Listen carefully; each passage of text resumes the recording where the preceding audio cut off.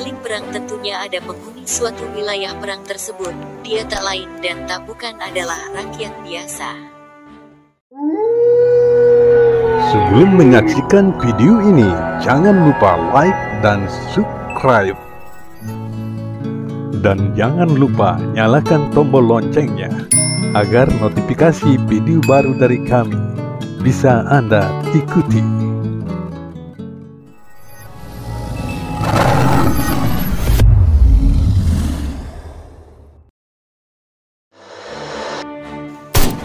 Di balik perang tentunya ada penghuni suatu wilayah perang tersebut. Dia tak lain dan tak bukan adalah rakyat biasa. Tak memandang negara atau bangsa manapun yang berperang, rakyat adalah bagian suatu negara yang sangat dirugikan atas kejadian tersebut. Sejak serangan Rusia ke Ukraina hari Kamis, tanggal 24 Februari 2022 hingga kini, banyak rakyat Ukraina yang menjadi korban dan terpaksa keluar dari negaranya untuk mengungsi. Selain itu banyak rakyat yang meninggalkan rumahnya masing-masing untuk bertahan di bunker-bunker perlindungan bawah tanah.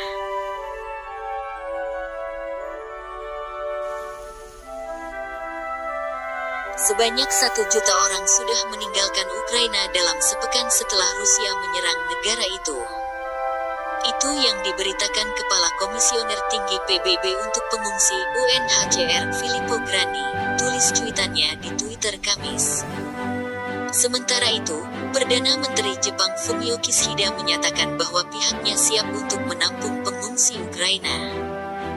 Untuk melanjutkan solidaritas dengan rakyat Ukraina, kami akan melanjutkan untuk menerima mereka yang mencari perlindungan di negara ketiga, kata Kishida setelah sambungan telepon tersebut. Dia menambahkan bahwa fokus awal adalah kepada orang-orang dengan kerabat atau teman di Jepang. Untuk mendukung Ukraina dengan kuat, kami akan memperkuat koordinasi dengan G7, kelompok 7 negara-negara industri utama, dan masyarakat internasional, katanya kepada awak media.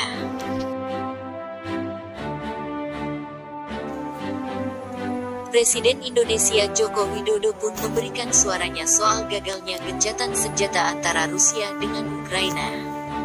Menurut Jokowi, gagalnya kesepakatan itu bakal mendorong eskalasi konflik bersenjata dan semakin bertambahnya korban jiwa dan krisis kemanusiaan di Ukraina.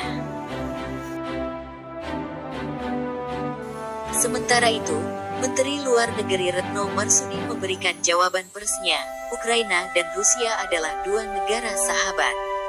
Indonesia, kata dia, tetap memegang prinsip kebijakan luar negeri bebas aktif.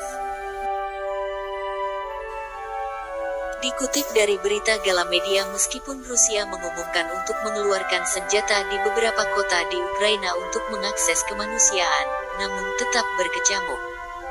Seorang anggota parlemen Ukraina, Lesia Vasilenko, mengungkapkan penderitaan yang kini dialami warganya di tengah serangan Rusia.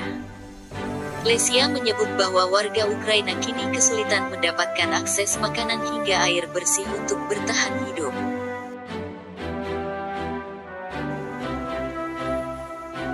Dikutip dari Al Jazeera Kamis, tanggal 10 Maret tahun 2022, Lesia menyebut bahwa orang-orang Ukraina termasuk anak-anak kini terpaksa harus meminum air yang sudah terkontaminasi demi bertahan hidup. Tidak mungkin mendapatkan makanan atau udara, katanya. Orang-orang yang meminum udara yang terkontaminasi dari sistem pembuangan kotoran atau anak-anak terpaksa mengambil salju atau sisa-sisa salju untuk menjaga terhidrasi, jelas Lesia. Lesia menambahkan bahwa situasi yang terjadi di Ukraina saat ini menunjukkan bahwa perang yang dipicu operasi khusus Rusia itu tak manusiawi.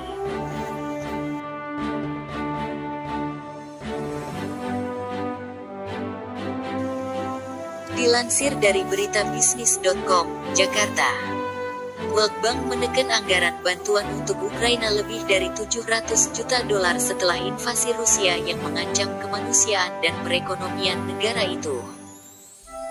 Dalam sebuah pernyataan di Washington pada Senin tanggal 7 Maret tahun 2022, budget tersebut terdiri dari pinjaman tambahan sebesar $350 juta dan jaminan senilai $139 juta. Selain itu, terdapat pembiayaan hibah sebesar $134 juta dan pembiayaan paralel sebesar $100 juta, sehingga total dukungan yang dihimpun mencapai $723 juta.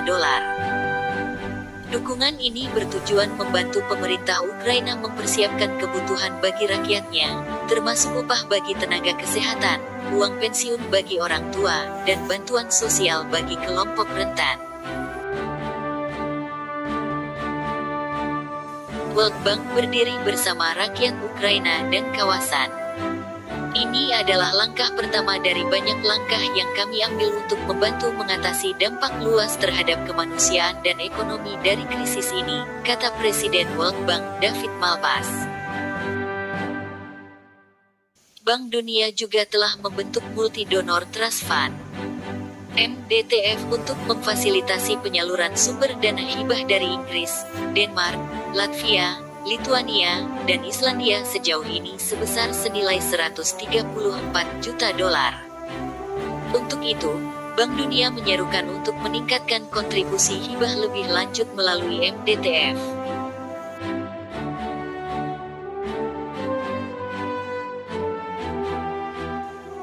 Sekali lagi, apapun terjadinya perang, tentu rakyat sangat dirugikan dan menjadi korban. Semoga kita selalu belajar dan belajar di kehidupan ini dalam melihat peristiwa demi peristiwa besar perang. Jika ada masalah, maka musyawarah dan perundingan paling diutamakan. Baik bagi kita sebagai orang biasa, ataupun bagi orang yang sudah luar biasa. Demikian ulasan kami mengenai dampak perang antara Rusia dan Ukraina.